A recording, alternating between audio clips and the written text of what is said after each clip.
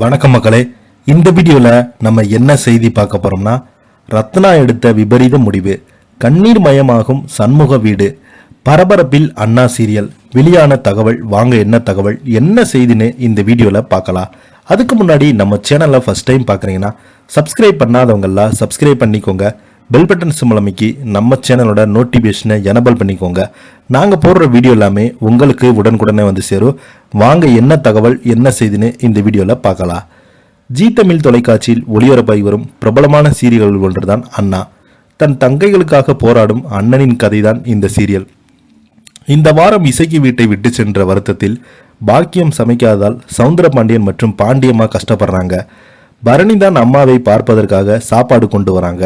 அப்போது சவுந்தரபாண்டி வாளை வெட்டி இசைக்கு எப்படி இருக்கிறார் என்று கேட்க, பரணி அவருக்கு பதிலடி கொடுத்துவிட்டு தன் அம்மாவை சமாதானத்தை பற்றி சாப்பிட தொடங்கிறாரு. அதைத் தொடர்ந்து சவுந்தரபாண்டியிடம் ஒரு நம்பர் வந்து சண்முகம் உங்களை மருமகளை வீட்டுக்கு கூட்டிட்டு போயிடுறாமா என்று கேட்க, அவங்க சண்முகம் குறித்து தப்பாக அந்த நபரிடம் கூறுறாங்க. அந்த சமயம்தான் பார்த்து சண்முகம் அந்த இடத்திற்கு வர, இவனெல்லாம் ஒரு பிரசிடென்ட் என்று சவுந்தரபாண்டியனை திட்டுறாங்க.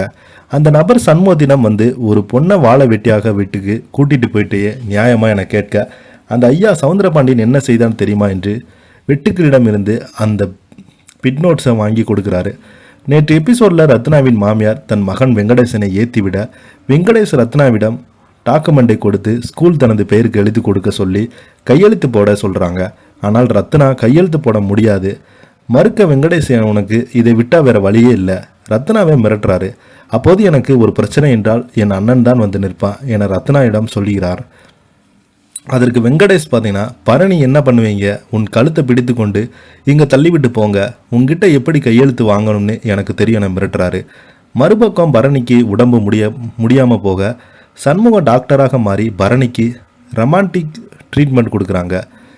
பின் 3 வேளை சுடுதண்ணி ரசம் தான் சாப்பிடணும் என பிரிஸ்கிரிப்ஷன் எழுதி கொடுக்குறாங்க. இது ஒரு பக்கம் இருக்க, ரத்னா வெங்கடேஷ் சொன்ன வார்த்தைகளால் மனமுடைந்து தற்கொலை செய்ய முடிவு செய்கிறாரு. இந்த நிலையில தான் இந்த எபிசோடில் ரத்னா வெங்கடேஷை பேசியதும் சண்முக சண்டை போட்டு வீட்டுக்கு அழைத்து செல்ல, பரணி மீண்டும் அழைத்து வந்து வெங்கடேஷ் வீட்டில் சென்றபோது அந்த விஷயங்களை நினைத்து பார்த்து, அண்ணா என்னை மன்னித்து விடு என்று, நான் செய்வது தப்புதான், ஆனால் எனக்கு இதை விட்டால் வேறு வழியே கிடையாது என பரணி கடலுக்கு இறங்குகிறாள். மறுபக்கம் சண்முகம் மற்றும் பரணி ரொமான்ஸ் செய்து கொண்டே இருக்காங்க. அந்த சமயம் பார்த்து திடீரென சண்முகத்திற்கு ரத்னாவின் ஞாபகம் வருது. ரத்னாவை பார்த்து விட்டு வந்துடலாம் என்று சொல்லி பரணி அழைத்து கொண்டு கிளம்புறா. வெங்கடேஷ் வீட்டுக்கு வந்த ரத்னாவை கேட்க, ரத்னா வீட்டிலே இல்லை என விஷயம் தெரிய வந்ததும் சண்முகம் கோவப்பட்டு அவரிடம் சண்டை போடுறாரு. ரத்னா காணாமல் போன விஷயம் வைகுண்டம் உட்பட வீட்டில் உள்ள மற்றவர்களுக்கு தெரிய வர எல்லோருமே ஒன்று சேர்ந்து ரத்னாவை தேட தொடங்கினாங்க. கடைசியில் கடலுக்கு இறங்கிய ரத்னாவின் நிலை என்ன ஆக போகுது என்கிற பரபரப்புடன் சீரியல் முடிவெறுகிறது. இதை பற்றி நீங்கள் என்ன கீழே உள்ள கமெண்ட் பாக்ஸில் மறக்காமல் பதிவிடுங்க. நன்றி, வணக்கம்.